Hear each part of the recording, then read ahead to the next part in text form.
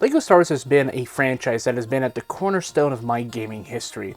I have loved the LEGO games ever since my dad brought home a used PS2 from GameStop with copies of Harry Potter and the Chamber of Secrets, a game I hope to reacquire and play again because it's been a long time since I've played it, Gran Turismo, and the granddaddy of my childhood, LEGO Star Wars the video game from 2005. When I was a kid, I didn't know what the PS2 memory card was. I didn't even know it had a memory card system. So I would just end up restarting the entire game from the opening level negotiations from Phantom Menace. But ever since then, I have been playing a lot of the LEGO games. In fact, I think I've played pretty much every single major release ever since 2006. And yeah, I've been a major fan of the LEGO franchise ever since. And because I was such a major fan of the games, of course I'd be excited for a full Skywalker Saga game to be coming in 2020. And then the pandemic hit. For a while, I was unsure if the game would ever come out because of the constant delays. The reason for the delays are numerous, and one of them by now you should probably already know, and that one is the pandemic, obviously. But another one surrounded a controversy around the game engine that was being used at the time. Apparently, the game was to utilize a first-party engine called NTT, similar to Capcom's RE engine or 343 Slipspace engine for Halo Infinite. But the engine was causing so much commotion for the team, from it being buggy and untested, that some employees were making demos for the game in Unreal Engine, in secret, to try and convince Traveler's Tales to reconsider the use of NTT. And through all this, other issues started to arise, like the ever-popular crunch culture, which, in terms of the LEGO games being released every single year, yeah, you're going to end up having some form of crunch. And there were also some issues with sexual harassment and employees developing some form of PTSD from being guilt-tripped by their employers to come back to the company. This quote in particular is, yeah, it's a little bit unsavory. But finally, after all the crunch time, restructuring of creatives, and scrapping a whole game from a proprietary engine, LEGO Star Wars The Skywalker Saga would finally release April 5th of 2022. The game had been delayed for so long that I almost forgot I had a Best Buy pre-order for the thing. I finally completed the game 100%, and I gotta say, for as long as we were waiting for this game, it mostly holds up to some form of expectations. I will say there are some parts of the game that could have been improved, and some areas could have benefited from another delay for maybe another year or so. But suffice to say, I had a very enjoyable time playing this game. It's such a great piece of LEGO video game stuff, despite its shortcomings, of course. I played this game on the PlayStation 4, and in terms of performance, I found the game to have the best performance out of all the LEGO games on the PlayStation 4. But there were some weird bugs I found. For one thing, I was playing Attack of the Clones, and I get to a part where I confront Jango Fett on Kaminoa, and the cutscene glitches to where I could hear what is going on, but no video at all. Master Obi-Wan Kenobi. He's come to check on our progress. Your clones are very impressive. You must be very proud. Fortunately enough, this only happened one time during my playthrough after relaunching the game.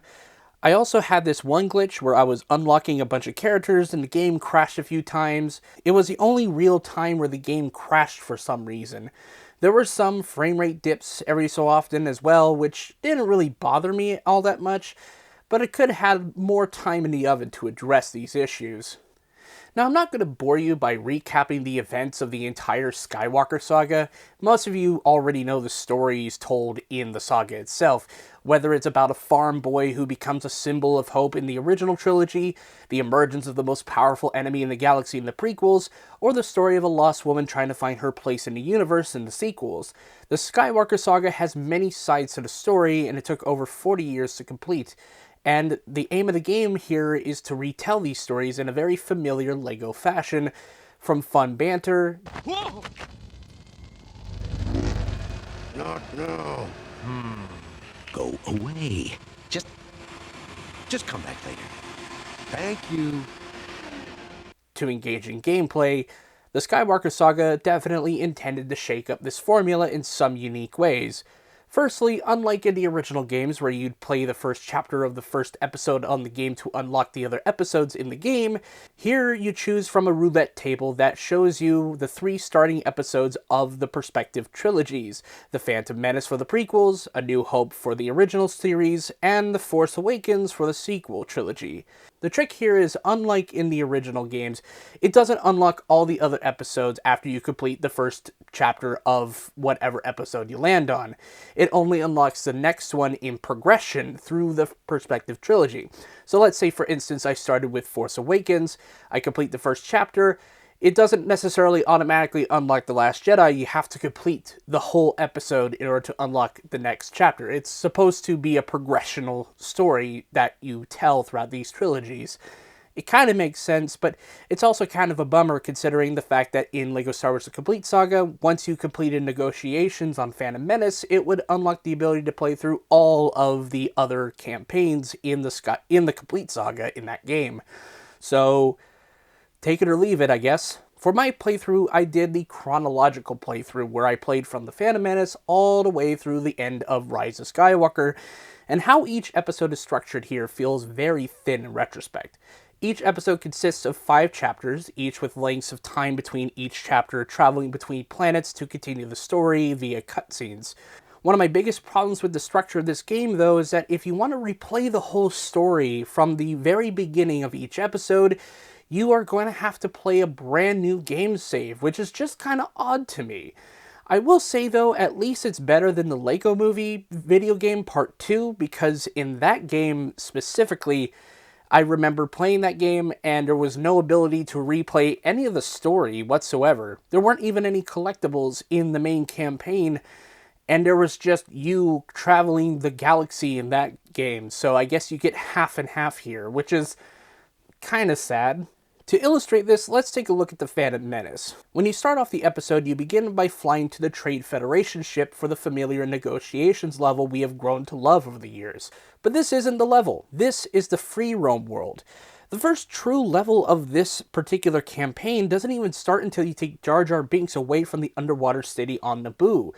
This pales in comparison to the original game because in the lead up to this section alone, in the same movie, there were 2 levels with platforming sections and obstacles. I will give credit here and say that TT Games did make some fun new levels. Like here we actually get to defend ourselves against the sea monsters and also lead the Gungan attack on the droids, but in return we don't get rescuing Queen Amidala or even retaking it later on in that preludes the events of the Gungan attack, the Maul duel, or even Anakin's Grand Theft Starfighter level. But looking at the levels on Episode 1 alone, it does feature some great hits. Again, the pod race level is still here, but it is in this weird first-person angle that, to be honest, does kind of make it a little bit harder to maneuver sometimes. And then we also have the biggest part of the whole movie, the Darth Maul fight, and boy was this section fun. Is it a little bit longer than the original level? Maybe, but it more than makes up for it in scope. But there are also some missed opportunities I found for levels in this game. Like, there isn't any gunship cavalry in Episode 2, which I find to be disappointing, but the most disappointing, I feel, comes at the start of Episode 3, when it just starts with you infiltrating the Malevolence to fight Palpatine. Where is the epic space battle you navigate through? In the original games, that whole opening scene was a whole level, but here it's just glossed through. I feel like the sequel trilogy in this game actually gets a better representation. At least there isn't a lot of levels I would have wanted. However, there probably maybe is like 2 levels I would have added.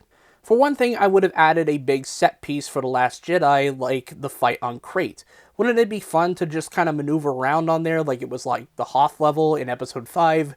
I think that would have been cool. And I would have added a space fight in The Rise of Skywalker against the Final Order, just to add a bit of variety to those particular chapters. And I think this is actually one area where I think the crunches really, affected the game itself on a whole other level. Just the fact that these crunches definitely had to sacrifice a lot of different parts of the content in order to make a complete package, which I do think suffers a little bit.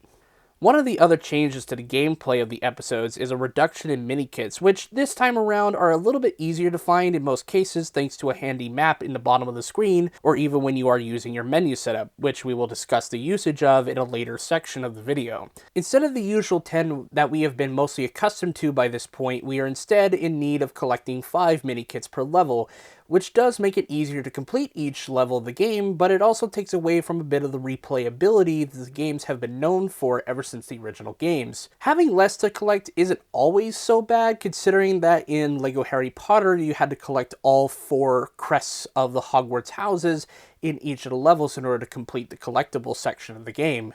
But I still wish here that there were more challenges, and speaking of which, challenges were introduced into this game. Now, challenges have been part of the LEGO games, with LEGO Marvel Superheroes 2 being the first one I could recollect to being the game that actually features challenges in a way. And in that game, you kind of traverse the whole Chronopolis area, and you just go about trying to find different things to destroy or different like crime sprees to stop in order to, check off things on a checklist. But here, it not only affects things in the free roam area, but it also affects things in the levels. In the levels themselves, you have 3 different challenges that get brought up that you have to complete in each level in order to really complete each level. And once you achieve all 3 of the challenges, you are greeted with 1 Kyber brick, the game's gold brick variant. And each level you complete has a max of 6 Kyber bricks. 1 for completing the level, 1 for getting the mini kits, 3 for the True Jedi rank, which is segmented into 3 different separate ranks and tiers, and 1 for the challenges. Adding all of them up across all 45 chapters of this game gives you 270 Kyber bricks, which is a lot until you consider the fact that there are 1,166 Kyber bricks to collect in the game, which we will discuss more in another section. Now, we already discussed one thing I don't like about the game's campaigns, that being you can't really replay all of the episode, you can only do the chapters. But the other thing I want to address is the episodes being kinda too short in various ways. Again, in the previous games there were 6 chapters per episode, but that isn't my main beef here. No. My main beef is that because the levels are so short, particularly the levels in which you operate a starfighter of some kind, the events of those levels can go by really, really quickly. And for those chapters that should feel big, they tend to become deflated over time. One particular section that rubbed me the wrong way was the Trench Run chapter, where you could feasibly finish it in under 7 minutes. Hell, you could probably finish it in under 4. That seems too short for an event that should make you feel tense about trying to destroy the biggest super weapon in the galaxy. Aside from that, the campaign, while it has some good moments and some new additions that make the experience almost a fun open world experience, it really could have stood to have more time in the oven to allow for the ability to replay full episodes and to make it more engaging for the levels that should have it. At least there isn't any huge bits of padding like in LEGO Star Wars The Force Awakens from 2016. So you are finally done with each and every episode of the Skywalker Saga. What comes next?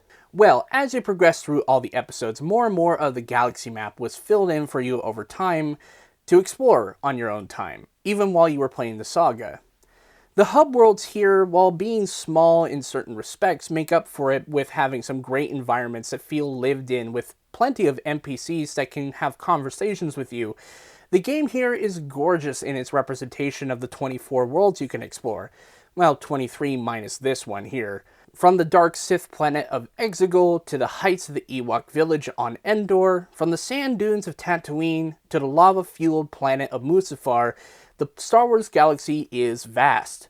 Across these worlds are Kyber bricks you collect, and it's the most bricks in any LEGO game. The previous record was held by LEGO Dimensions with 1,016, and this game has 1,166 bricks to collect. Which, yeah, does make the process of completing the game a bit more of a chore, but if you take your time and don't burn yourself out, you can make the experience a bit fun.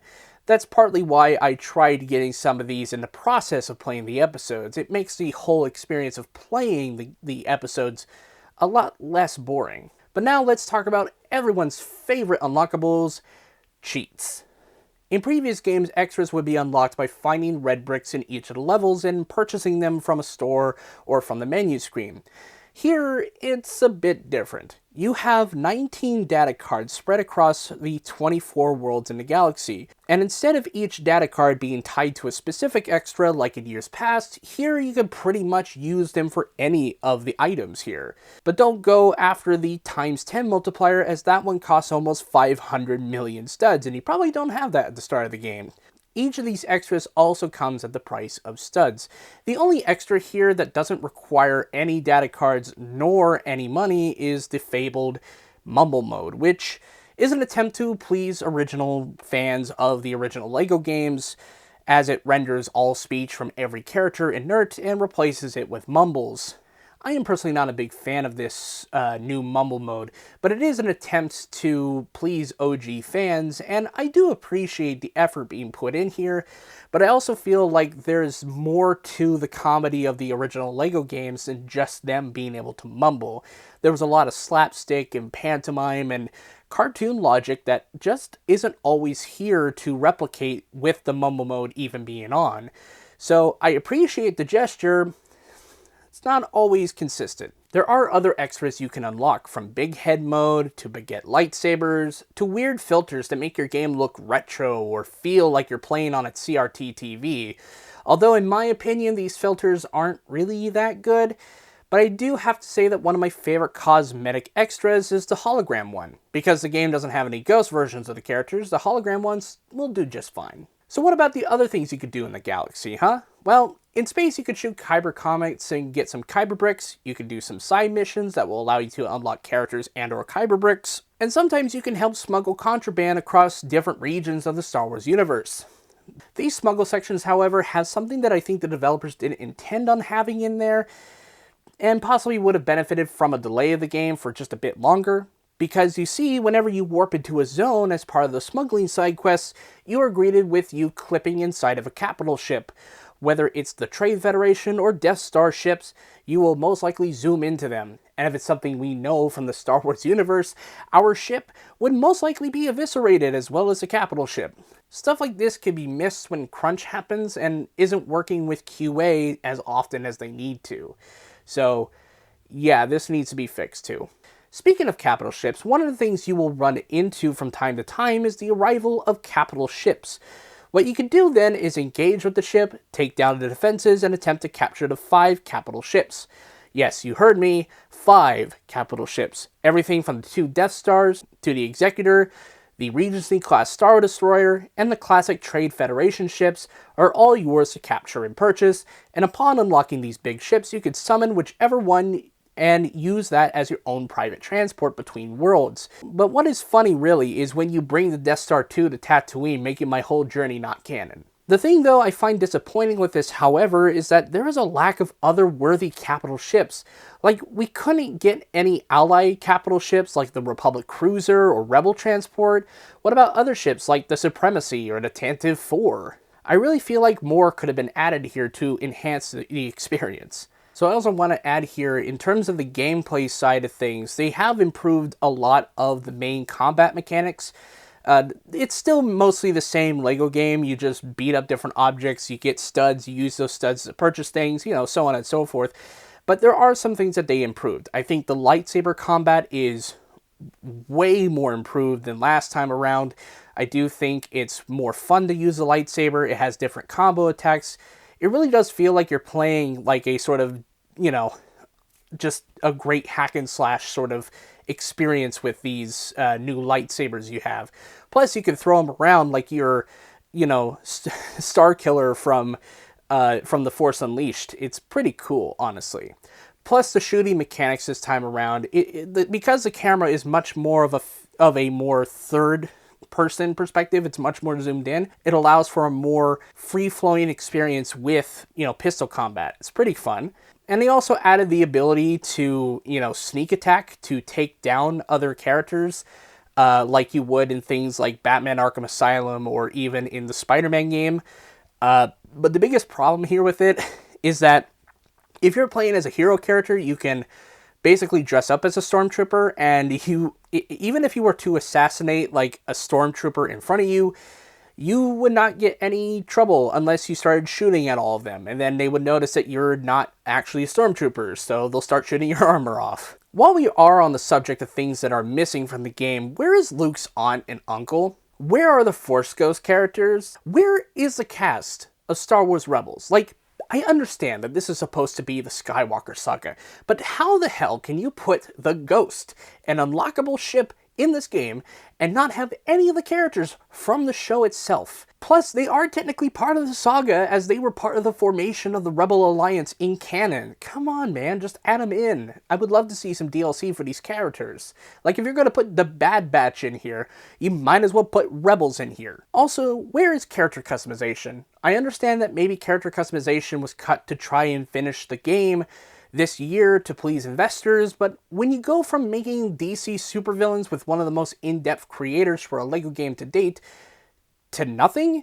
Yeah, it's a little bit of a sour taste. Personally, though, I don't fully miss it, but it's a staple of the LEGO games and adds a bit of replayability to the game. That's partly why the original LEGO Star Wars games were so popular, is that it added a player touch to the game that allowed them to experience the Star Wars story with their own OCs. And it being excluded here is a real shame. Aside from the characters and ships, you have a skill tree involved here, and I don't know. There is just a lot to be desired with this. While I do appreciate the want to include a skill tree in the game, I feel like you don't get to see much use in it. Like, you have all these options, but the only way to see these classes at their peak of power is when you've basically completed the game in its entirety and collected all the Kyber bricks. This is where a New Game Plus would have been appreciated. With games like Insomniac's Spider-Man, for example, the aspect of the new game adds more challenges, while also allowing you to keep all your upgrades and gadgets acquired from your first playthrough. It would have been cool to have a new game experience like that in LEGO Star Wars: The Skywalker Saga, where you can replay the whole game again with all the skills unlocked, so it creates a brand new experience. How you access unlocking any of this is through the menu, and man, do I not like it. I like the idea of the menu being a hologram from the universe, but it looks too cluttered for my taste. The UI is partly confusing to navigate and also looks kinda dull and boring. The character selection tab especially is weird. The idea of separating the characters amongst classes is an interesting idea, but ultimately the way in which you unlock characters requires you to find a character to unlock, but then you have to open the character and hold square to unlock it. But the trick is, in previous games though, if you wanted to unlock a character, you just bring up the character selection menu and press one button, and there you go, you got the character. Enough said. But here, it's just more needlessly complicated. Selecting characters here is also needlessly complicated, as you have to first open up the menu, go to the character screen, scroll through the different class systems, and select the character you want to play as. Again, in previous LEGO games, it is easier to select a character. Hell, I'd say that LEGO The Incredibles had a better way of doing this, as that game did allow you to look for characters that had different attributes, but they allowed you to look at the full grid as it highlighted the characters in the specific classes without having to go through the different menu screens. But nothing here could be more disappointing than a DLC in this game. Where the DLC in years past included a mix of character and level packs, here it's all character focused. Upon release, I received a season pass for all the DLCs, and it started with Solo: A Star Wars Story, Mandalorian Season 1, and the Trooper packs. I would have thought that they would add some new story missions, maybe some new planets to explore here and there to make the experience more rich, but no. You get characters, and don't get me wrong, running around as Mando with Grogu in tow is amazing. Plus, you can make a whole clone army out of the Grogu glitch. You can see the frame rate dropping. Yeah, look at him go. Look at them all glitching out together. They're all jumping over each other. Lego Star Wars, but there's 1,000 Mandalorians. But I would have liked some new hub areas to explore, or have some sort of level we could play. Like, it would be cool to go to Kessel and do the Kessel run as young Han Solo, or how about adding Scarif with the Rogue One DLC? Maybe we would have a new capital ship with Moff Gideon's command ship or something from Mandalorian. As of this recording, I have yet to get my hands on the Bad Batch or Mando Season 2 content, but judging from the content we currently have from the current state of the DLCs, I wouldn't hold my breath on any new locations, capital ships, or even levels being added. It's kind of a shame, really. It's a huge missed opportunity here. If TT Games is really willing to really put in the work and really put in the effort and not stress their staff out, I think people would be very open to the idea of new planets being added, new missions being added. Hell, they probably drop a pretty penny just to see Scarif or Kessel or any of the other planets that could be added that is part of the Star Wars universe. And hell, I'd be certainly into dropping a few bucks on it. In its current state, the Skywalker Saga is still kind of worth picking up if you are a LEGO game fan, a Star Wars fan, or just need a fun game to play for a bit. But I also can't help but feel that TT Games could have held off on releasing a bit longer to address some of the buggier aspects of the game, or even add in extra content to make it much more worthwhile. And so in total, I'm going to rate LEGO Star Wars The Skywalker Saga a 8 out of 10. And now comes to the part of the video where I rank the LEGO Star Wars games. There are 6 games in total for the main platforms, so this shouldn't really be that long of a list. Starting at the bottom of the list is LEGO Star Wars the video game. As much as I have fond memories of this game as a kid, it is my least favorite due to the mechanics feeling a bit clunky at times. At number 5, LEGO Star Wars 2, the original trilogy. This is mostly the same opinion I have about the original game, but it definitely is better in many departments, including some of the levels actually being more interesting, but, you know, that's just my opinion. At number 4 is LEGO Star Wars The Force Awakens.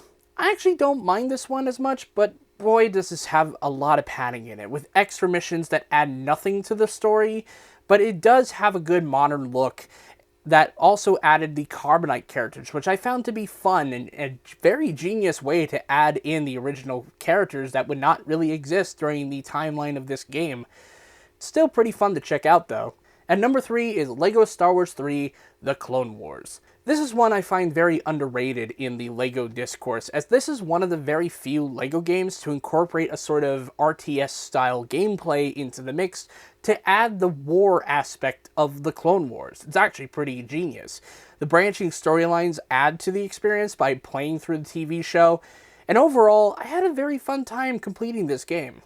And now comes the hard part. Which Saga game do I put above the other?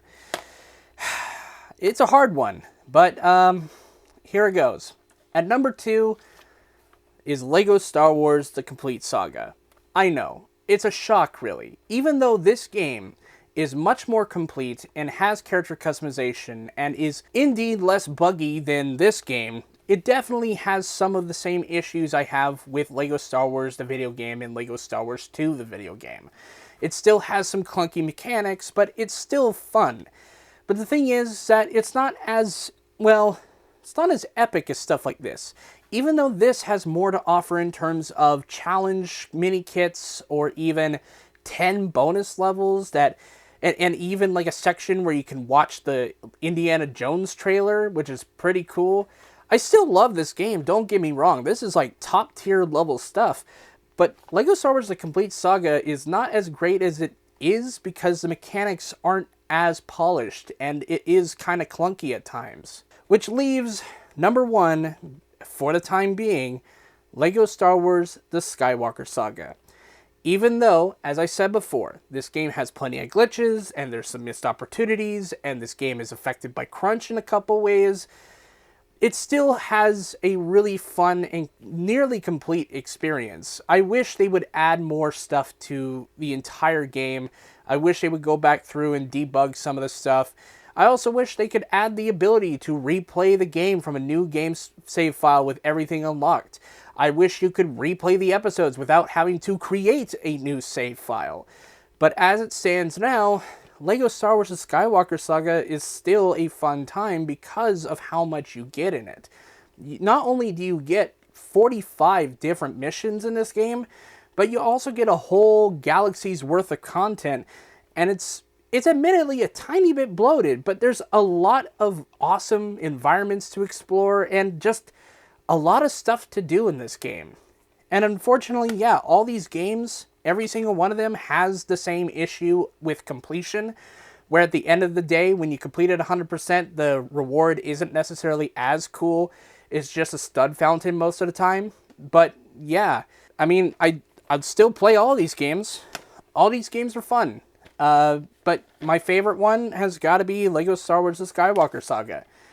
Even if it's not as good as the Complete Saga. It could have been better. Thank you guys so much for watching my video on LEGO Star Wars The Skywalker Saga, because, yeah, I wanted to do this video for a long time, and I've just been wanting to have this game in my collection so I could finally complete it, and I did complete it. It took me about maybe 10 days to finish. maybe, because I had to like pace myself. I usually get burnt out with this sort of like fetch quest style games, but it's still fun. It's still fun. It's still enjoyable. It's definitely worth the $60, or hell, you could probably get it on sale soon, but it's still fun. And if you love the LEGO games, you might really enjoy this one. So yeah, and with that out of the way, I'll see you guys in the next video. Peace.